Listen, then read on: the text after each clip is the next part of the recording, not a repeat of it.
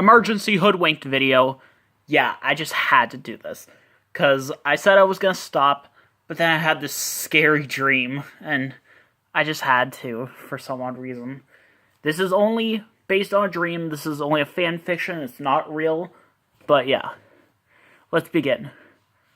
Boingo's Revenge. Once Upon a Time might be a generic way to start off a story, but this one still haunts me to this day. It all started when me and my girlfriend were walking to Pizza Farm for lunch.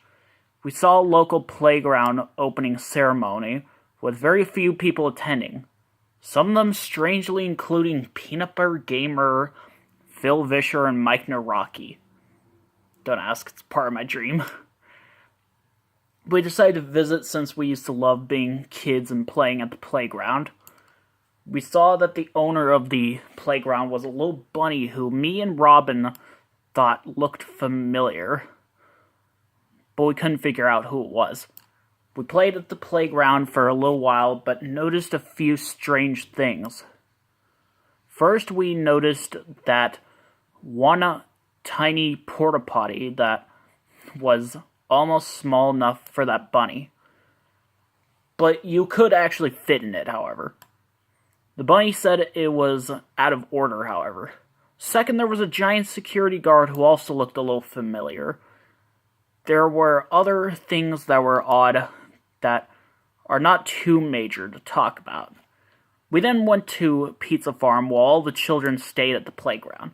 But when we left, that Boingo and his security guard stared at us a bit suspiciously. And 3 other adults were walking to the playground as well. We couldn't stop thinking about it while we ate pizza. As we walked home, Robin walked the other way, which is strange because she lives next door to me. But I didn't follow her because I was too scared about that playground. I called my friend who was doing a live stream and told him about what happened. At first, he couldn't figure out what any of it until I showed him a picture I took of the bunny and his security guard.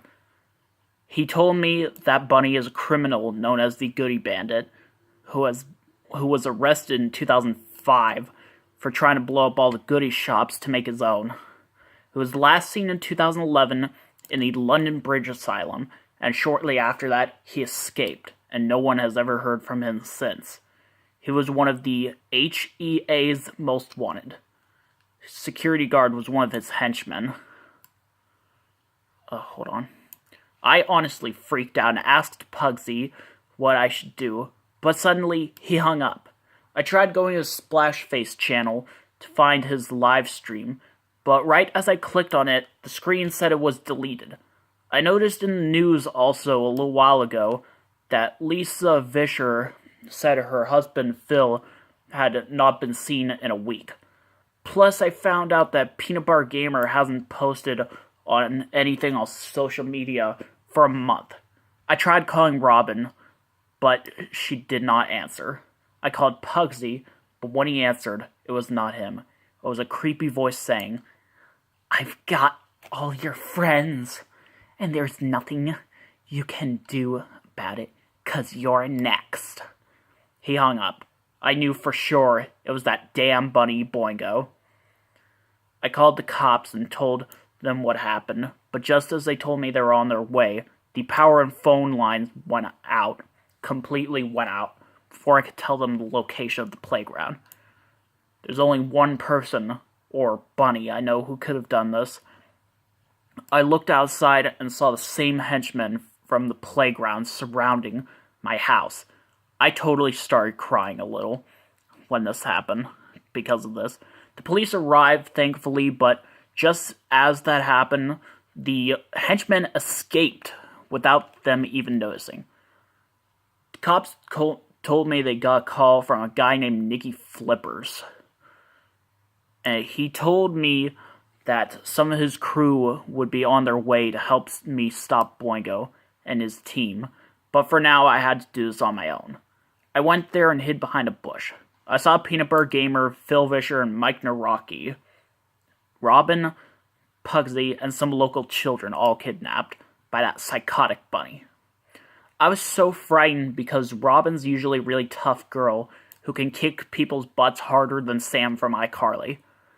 But then I heard a noise behind me.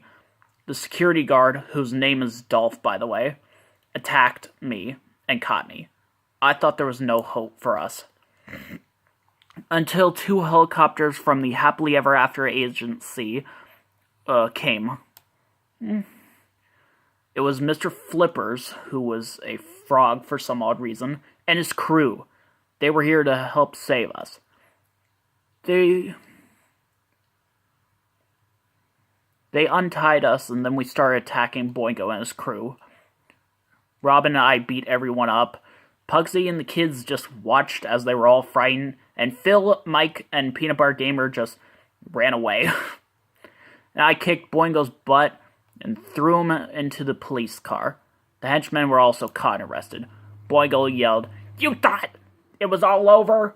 I'll be back and you know it." They are now put in special rehab.